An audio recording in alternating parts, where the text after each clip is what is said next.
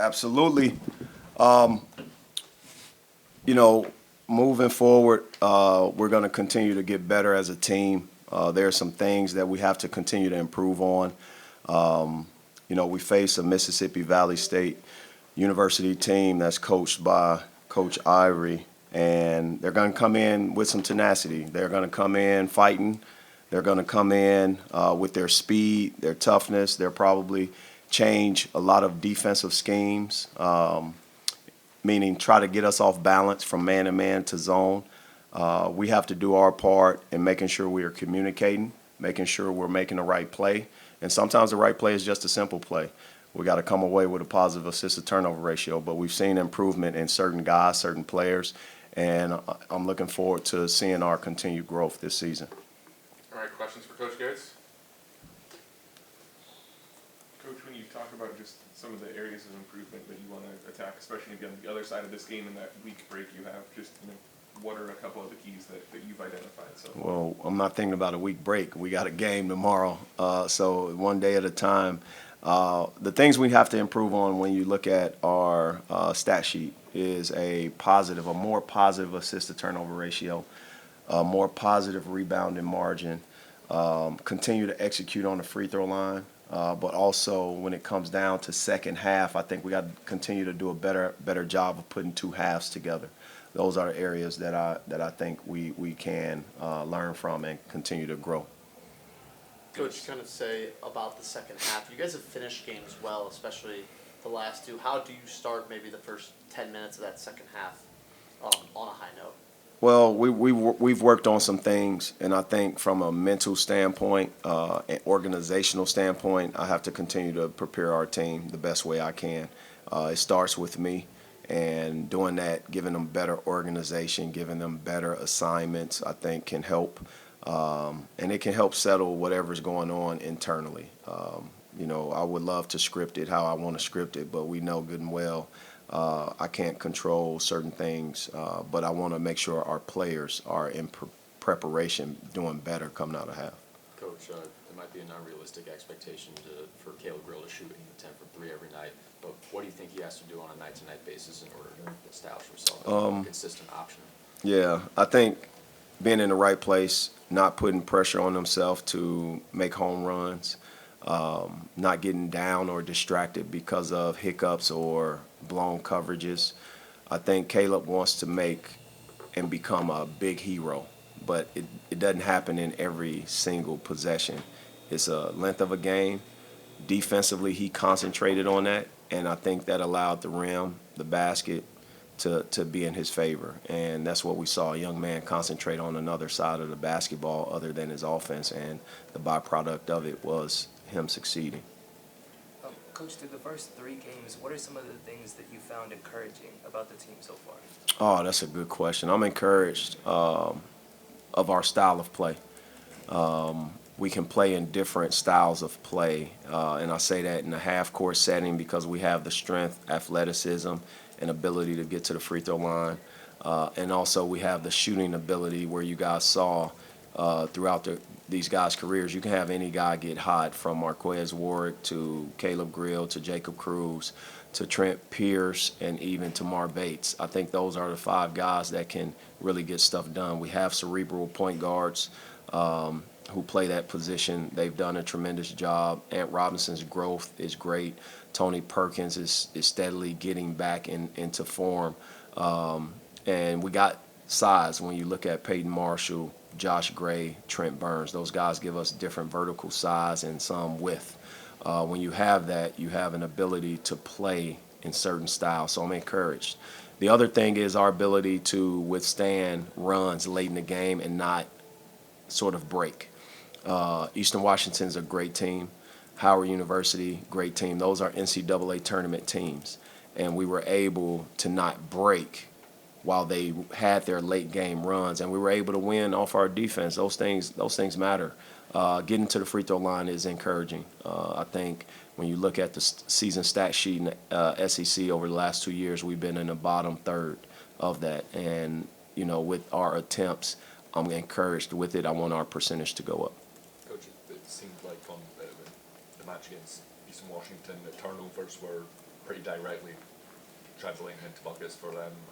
What have you noticed that's maybe going wrong in there, giving them a little bit easier access? I don't know how. I don't think anything went wrong. I think they did a great job of doing certain things. 75% of their baskets, they only missed 10 shots in the second half, and their defense was set up, that amount of time. So live ball, they executed and got a lot of baskets on the other end, whether it was our fouls or our missed rotations. But when you have veterans playing in the style that they've played, you saw they're one of the nation's best cutting teams.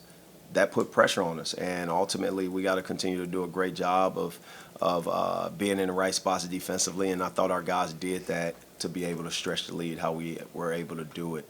And it can come by way of any kid. It can come from a freshman to a senior, and our guys have the versatility to defend, and I'm impressed with that. Ability to play in that style, but also the rotations that we were able to put together. Coach, it was announced today that Nicholas Randall and Aaron Rose signed with Missouri for next year. Absolutely. Can you talk a little bit about what each of them can bring to the team? Well, Aaron Rowe is a young man I truly believe is electric between the lines. He does a tremendous job pushing the pace, quick, athletic, has skills and versatility. The thing is, he's a local kid, and when you have a local kid coming from the city of Como, the support is there. His future is very bright, and I'm excited because he was one of the first high school kids that I walked in the gym to see upon being named the Witten Family Head Men's Basketball Coach. His dreams and aspirations, and what's funny is I saw old pictures of him just, with Phil Pressey at camp when Phil was a player here. And you know where his heart's at, you know where his dreams and aspirations are, and he wants to get to the next level, but he wants to use the University of Missouri to get there, and I'm thankful for his family for believing in us, and obviously the city of Como keeping their arms around someone that's from our city. Nicholas Randall, a kid from St. Louis, Vashon High School, multiple state championships, player of the year. That kid to go to AZ Compass, his team would have been another state championship team. He would have been a Missouri player of the year. And I think when you look at what he brings to the table, he brings versatility. He brings size, he brings a championship pedigree, he brings toughness, and he brings the city of St. Louis. And it's important for our state, as a state school, it's important that we keep our kids here. And being able to have the success of Mark Mitchell, you look at Aiden Shaw, Tamar Bates representing Kansas City, you have Aaron Rowe representing Como, you have Nicholas Randall representing St. Louis. That says something.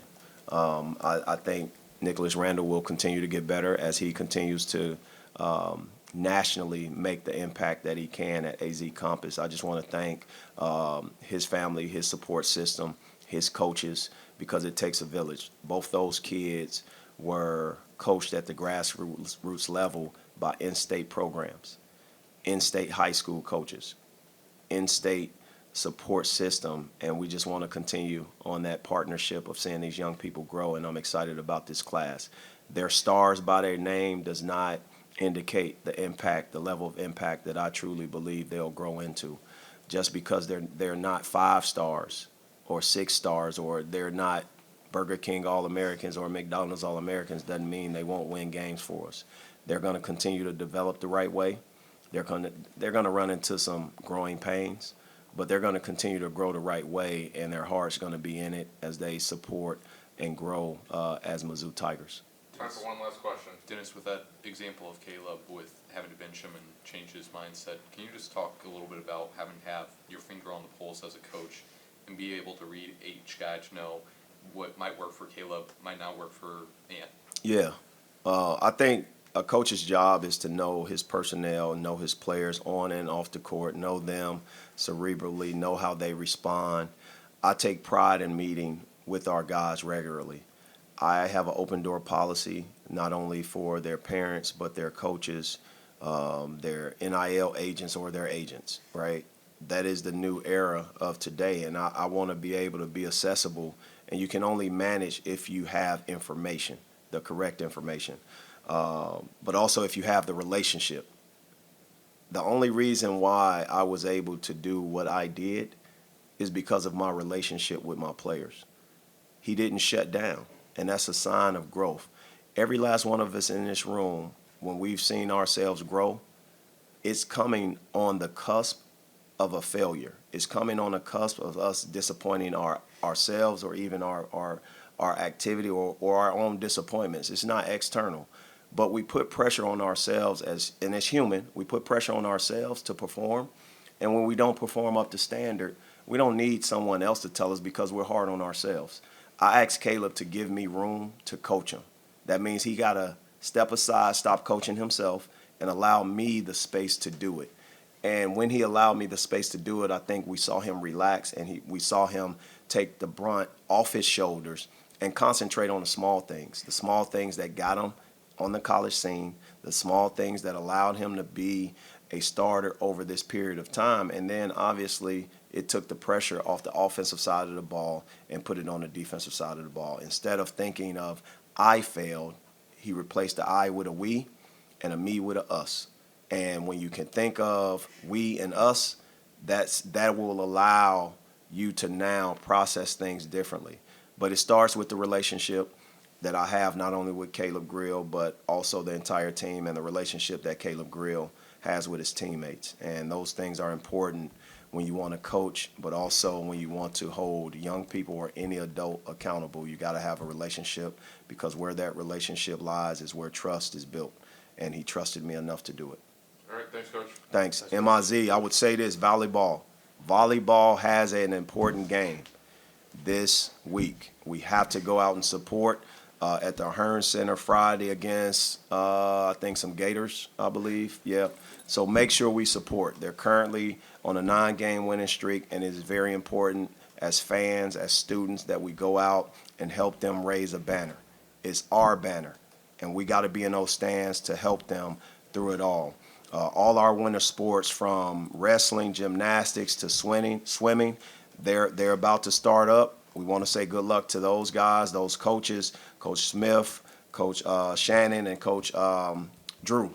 Coach Drew at swimming. We want to wish all of those individual coaches luck as they pursue excellence. And it takes a village. The city of Como is behind them.